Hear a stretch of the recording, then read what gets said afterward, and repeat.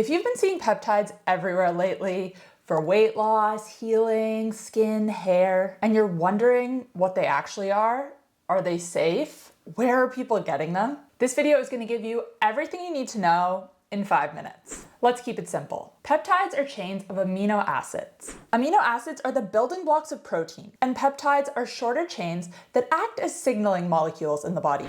Think of them like messengers.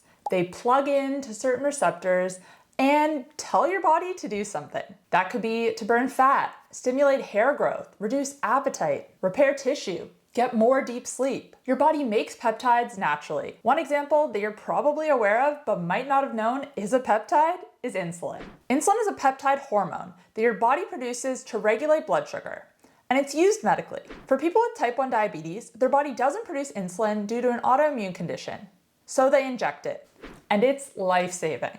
So the idea of injecting a peptide isn't new. What's new is the range of peptides now being explored for other functions. Things like fat loss and appetite control, injury recovery and tissue repair, skin and hair health. And they enter the body in a similar way to insulin, through small subcutaneous injections. Now it's important to understand that peptides are different to steroids. Steroids are synthetic hormones. Peptides don't replace hormones. They signal your body to produce or regulate its own processes. And that's a key distinction. Now let's talk about some peptides, which you might have heard of before. The first being Retatrutide, or Reta for short. This is currently being studied for weight loss, metabolic health, and type 2 diabetes. Another one is GHK-Cu. This is used mainly for skin health and hair health. And then BPC 157, which is a healing peptide. It speeds up wound and injury healing. Now, let's talk about regulation, because before 2023, these peptides were actually being prescribed by doctors. But then the FDA stepped in and restricted most of them. And here's where I want to be clear. They didn't ban them because they were proven to be dangerous, but because there wasn't enough completed evidence to fully support their safety and long-term use. And that's an important distinction, because there is a growing body of evidence supporting these peptides. Retatrutide in particular has shown some pretty remarkable results in clinical trials. We're talking significant weight loss, in some cases upward of 20% of body weight.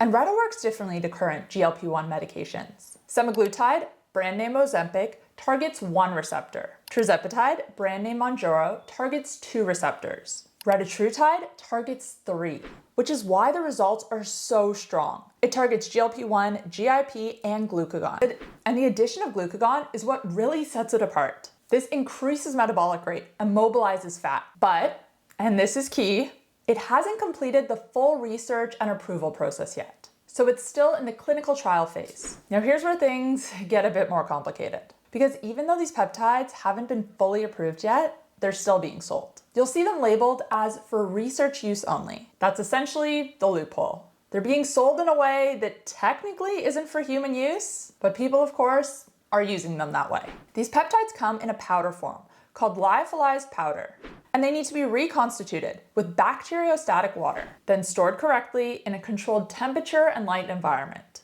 So there's a process involved, but that's how people are currently accessing them.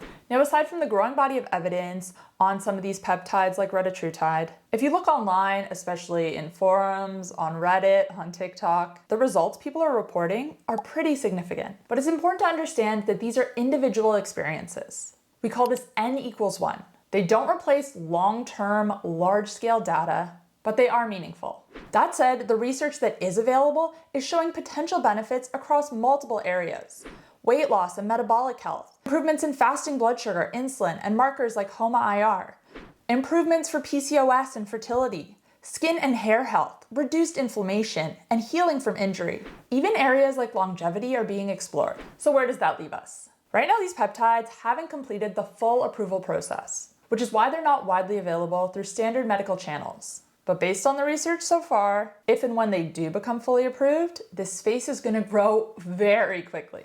Now, if you want me to go deeper into a specific peptide or a specific use case, leave me a comment down below.